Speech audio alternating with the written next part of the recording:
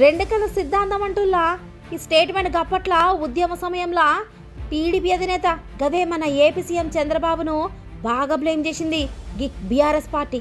ఇప్పుడు గదే రెండు కళ్ళ సిద్ధాంతం కేసీఆర్కు రిటర్న్ గిఫ్ట్గా వచ్చిందిలో. ఆ బహుమతి కూడా కూతురు నుంచే వచ్చిందంటవుల్లా. కవిత డైరెక్ట్గా చెప్పింది కదల్లా, కేసీఆర్పై ఈగరు కూడా వాలనీయమని వార్నింగ్ కూడా ఇచ్చింది. కేసీఆర్కు బీఆర్ఎస్ ఒక కన్ను అయితే జాగృతి మరో కన్ను. ఏదేదో మాట్లాడిందల్లా ఆ కవిత. ఇక అందే దీనే మనం ఏమని అర్థం చేసుకోవాలి? ఇక నుంచి బీఆర్ఎస్ వేరు, జాగృతి వేరు. కారు పార్టీ కేటీఆర్దన్నమాట, జాగృతి కవితదన్నమాట. అంతే కదల్లా, ఆమె చెప్పినది దాన్ని బట్టి అంతే కదా మరి. ఇంకా చూడుర్రి, కేసీఆర్ తర్వాత పరిస్థితి ఏందనేది ఇప్పుడు గిట్ల ఇంట్రెస్టింగ్ ముచ్చటన్నమాట. కొడుకుని గిట్ట ఏమనలేడు, కూతురు గారాల బిడ్డనే. ఇద్దరు నేను తగ్గేలే అంటుంటే మధ్యలో తండ్రిగా కేసీఆర్ సౌండ్ లేకుండా పోతుందిలా.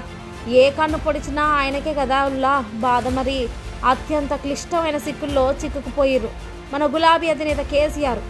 ఇకపై రెండు కళ్ళ సిద్ధాంతం పాటించాల్సిందేనా ఉల్లా?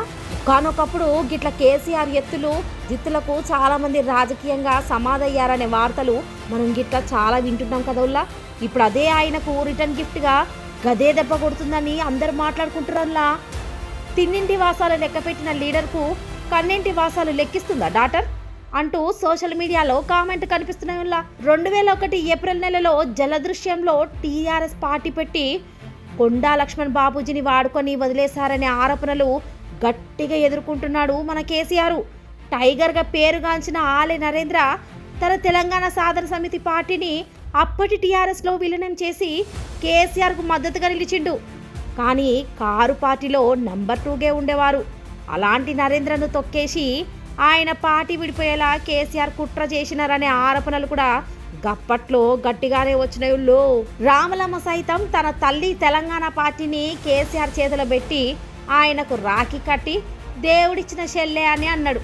అలాంటి రామలమ్మను సైతం హట్ చేసి పక్కన పెట్టిండు కేసీఆర్.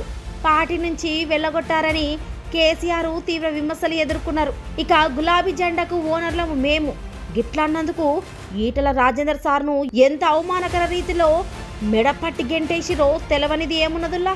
ఇలా కేసీఆర్ హిస్టరీ షీట్లో అనేక వ్యూహాలు, కుట్రలు, కుతంత్రాలున్నాయని తెలంగాణ వాదులు తరచూ మాట్లాడుకుంటున్నారు.